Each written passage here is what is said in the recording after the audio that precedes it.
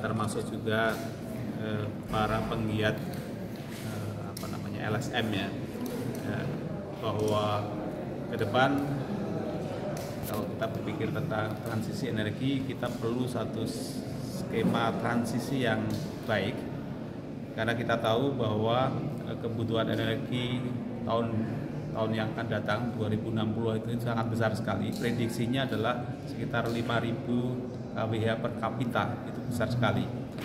Tadi disebutkan bahwa Malaysia saat ini sudah 4.500, kita ingin tahun 2060 itu baru 5.000 atau sekitar 6.000 kWh per kapita ya. Nah, karena jumlah penduduk kita sangat besar, tentu kita butuh sumber energi yang sangat besar. Dan tadi dari paparan Pak Dirjen tadi berapa tera agak lupa saya, tetapi sangat besar sekali. Dan menuju ke sana itu jadi persoalan. Karena kita tahu sumber energi saat ini yang utama adalah fosil. Kalau kita ingin bergeser ke energi baru terbarukan, perlu pemikiran tidak hanya investasi tetapi strategi. Bagaimana misalnya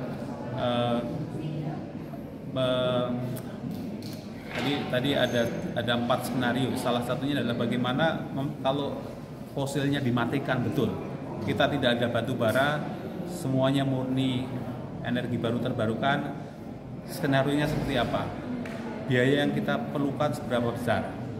Nah, ini hanya contoh-contoh pemikiran tentang bagaimana kita akan melakukan transisi energi. Jadi outputnya adalah suatu kebijakan, suatu peta jalan, skema untuk transisi energi kita ke depan tahun 2060. TUGM siap untuk sumbangsi ke energi baru terbarukan. Kami melalui ERIC itu adalah Engineering Research Innovation Center. Di dalamnya ada banyak pakar. Berharap bahwa pakar-pakar yang ada di ERIC bekerja sama dengan dari dunia industri, dari pemerintahan, duduk bersama memikirkan kebijakan. Dari kontribusi kami lebih banyak ke pemikiran dan mempertemukan para pelaku di dunia kelistrikan. Pak, rekomendasinya nanti apa aja Pak, pokok-pokok? Rekomendasi dari hasil ini. Ya. Saya lupa tadi, tetapi di dalam workshop ini dan FGD ini sudah ada semacam kisi-kisi kira-kira apa yang nanti akan muncul menjadi rekomendasi. Itu ada. Salah satunya adalah misalnya berpikir tentang skema transisi, kemudian tentang bagaimana kita mendapatkan energi yang sehat. Sehat dalam ini adalah konteksnya adalah net zero emission, artinya CO2 yang lari ke udara itu semakin minimal, sehingga sehat untuk kita, untuk manusia, untuk alam ini. Mungkin dampaknya Pak, kalau kita masih menggunakan yang tadi fosil bertahan itu sama yang energi terbarukan kayak apa? Keunggulannya, dampak dan keunggulan. Energi EBT jelas kita tahu itu energi yang bersih. Fosil itu utamanya yang sering kita keluhkan adalah CO2-nya yang dilepas ke udara sangat besar, dan itu menyebabkan iklim kita berubah. Kita mungkin akhir-akhir ini di beberapa tempat merasakan suhu yang luar biasa naik. Itu adalah dampak dari orang menyebutnya climate change, perubahan iklim, yang salah satu penyebabnya bukan diduga tetapi banyak orang sepakat itu adalah dari banyaknya fosil yang dibakar. Pak, PLTN tidak pernah menjadi salah satu pembahasan. Waktu apa? PLTN mungkin energi. Nah, ini menarik ini PLTN ini. Di dalam ada satu peserta juga dari perusahaan, ada Torpon, ada menjadi peserta juga. Di dalam, setahu saya, di dalam undang-undang tentang EBET, energi baru terbarukan ini juga listrik menjadi salah satu alternatif untuk menjadi dikategorikan sebagai baru terbarukan.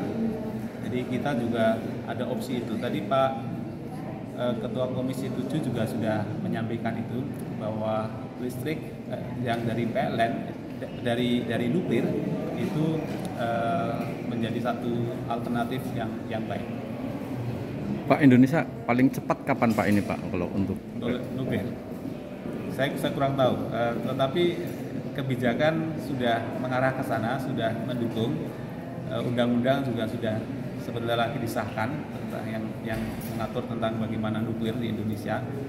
Dan sebetulnya UGM sendiri sudah ada prodi teknik nuklir sejak tahun 70-an 8 atau 77. Jadi memang saat itu Presiden Soekarno itu sudah mentargetkan dalam roadmap-nya tahun 77 itu sudah ada pembangkit tenaga nuklir, sehingga perlu ada SDM yang support ke sana. Nah, teknik nuklir di UGM ini satu-satunya di Indonesia yang ya meskipun agak meleset karena satu dan banyak hal ya, tetapi saya pikir dalam waktu dekat nuklir akan terwujud karena undang-undang atau perangkat peraturan sudah sangat mendukung.